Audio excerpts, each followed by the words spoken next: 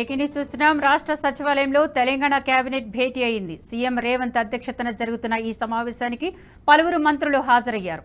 ఎన్నికల కోడ్ నేపథ్యంలో ఈసీ ఆంక్షల నడుమ జరుగుతున్న కేబినెట్ భేటీలో అత్యవసర ప్రాధాన్యత అంశాలపై మాత్రమే చర్చిస్తున్నట్లు తెలుస్తోంది. ఉమ్మడి రాజధాని, రైతు రుణమాఫీ అంశాలను ఎజెండా నుంచి తొలగించారు. జూన్ 4వ తేదీలోపు చేపట్టాల్సిన కార్యకలాపాలపై చర్చ జరగనుంది.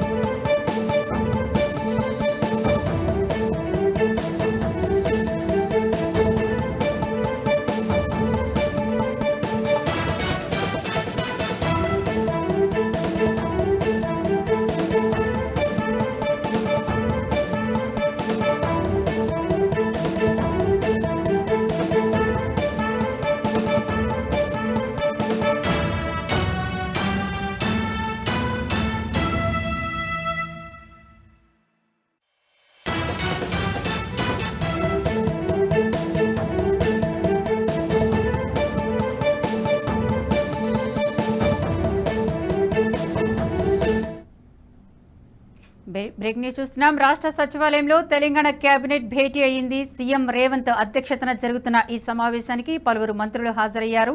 ఎన్నికల కోడ్ నేపథ్యంలో ఈసీ ఆంక్షల నడుమ జరుగుతున్న కేబినెట్ భేటీలో అత్యవసర ప్రాధాన్యత అంశాలపై మాత్రమే చర్చిస్తున్నట్లు తెలుస్తోంది. ఉమ్మడి రాజధాని, రైతు రుణమాఫీ అంశాలను ఎజెండా నుంచి తొలగించారు. జూన్ 4వ తేదీలోపు చేపట్టాల్సిన కార్యకలాపాలపై చర్చ జరగనుంది.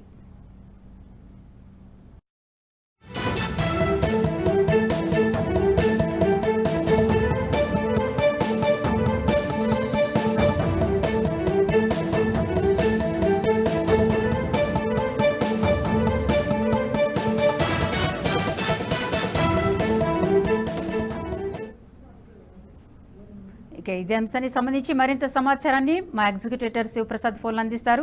శివప్రసాద్, చెప్పండి. రాష్ట్ర సచివాలయంలో తెలంగాణ కేబినెట్ భేటీ అయింది. ప్రధానంగా ఈ భేటీలో ఏ అంశాలు చర్చకు వచ్చే అవకాశం ఉంది? ప్రధానంగా 4వ తారీఖు వరకు, అంటే 4వ తారీఖు ఎలక్షన్ రిజల్ట్స్ వస్తాయి కాబట్టి అవి వచ్చే వరకు మెయింటెనెన్స్ సంబంధించినటువంటి అనేక అంశాలు, అట్లాగే ఖరీఫ్ సీజన్కి సంబంధించినటువంటి అంశాలు, అలాగే ఈ ధాన్యం కొనుగోలుకు సంబంధించినటువంటి అంశాలు, ఇటువంటివన్నీ కూడా చర్చకు వచ్చేటటువంటి అవకాశం ప్రధానంగా ఉంది. ఎందుకంటే ఈసీ అనుమతి ఇచ్చేటప్పుడే విభజనకు సంబంధించి కానీ లేదా రైతు రుణమాఫీకి సంబంధించి కానీ ఎటువంటి అంశాలు కూడా దాంట్లో పెట్టకూడదు ఎజెండాలో అని చెప్పి ఆంక్షలు విధించినటువంటి నేపథ్యంలో కేవలం కొన్ని విషయాలకే పరిమితమైనటువంటి అవకాశం ఉంది. అందువల్ల ఫైనాన్షియల్ వ్యవహారాలు ముందుగా ఏమేమి పద్ధతులకు కావాలి, అసెంబ్లీ సమావేశాలు కూడా తొందరలో జరగబోతున్నాయి. ఇట్లాంటి నేపథ్యంలో ప్రతిపక్షాలు ఏ రకంగా దాడి చేసే అవకాశం ఉంది, వాటికి సంబంధించినటువంటి అంశాలు, అలాగే ఫైనాన్షియల్ గా మనం ఎట్లా ముందుకెళ్ళాలి తదితర అంశాలన్నీ కూడా దీంతో చర్చకు వచ్చే అవకాశం కల్పిస్తుంది. ఎన్నికల కోడ్ నేపథ్యంలో తెలంగాణ రాష్ట్ర ఆవిర్భావ దినోత్సవం జరిపే అవకాశం ఉందా? ఆవిర్భావ దినోత్సవం జరపడానికి ఎన్నికల కోడ్ అడ్డం వచ్చే అవకాశం లేదు మరి యాక్చువల్ గా. ఎందుకంటే తెలంగాణ ఎవరికి వాళ్ళే క్లెయిమ్ చేసుకున్నారు, ప్రతి వాళ్ళు చేస్తారు. బీజేపీ చేస్తుంది, బీఆర్ఎస్ చేస్తుంది, ఇటువైపు మళ్ళీ కాంగ్రెస్ కూడా చేస్తుంది. అందువల్ల దానికి ఈసీ పెద్దగా అభ్యంతరం చెప్పే అవకాశం ఉండకపోవచ్చు అనేది ఇప్పుడు ఉన్నటువంటి సమాచారం. ఒకవేళ ఈసీ నిర్ణయం మీద ఆధారపడి ఉంటుంది. ఒకవేళ ఈసీ కనుక దాన్ని అడ్డుకునేటట్లయితే ఎవరు కూడా, అంటే మూడు పార్టీలు కూడా, ఇక్కడ ఉన్నటువంటి మూడు పార్టీలు కూడా దాన్ని సరిపెట్టేటువంటి అవకాశం కనిపించట్లేదు.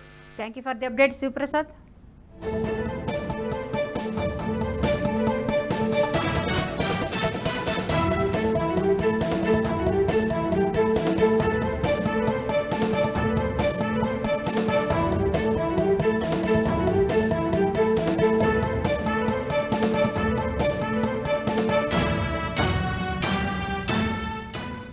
ఈ వీడియో మీకు నచ్చినట్టయితే లైక్ చేయండి, 10 మందికి షేర్ చేయండి. అలాగే కామెంట్ల రూపంలో మీ అభిప్రాయాలను మాతో పంచుకోండి. Nationalist hub group of channels ను సబ్స్క్రైబ్ చేసుకుని తెలుగునాట జాతీయవాద జర్నలిజాన్ని ప్రోత్సహించండి. ఈ వీడియో కింద ఉన్న బెల్ ఐకాన్ పై క్లిక్ చేయడం మర్చిపోవద్దు.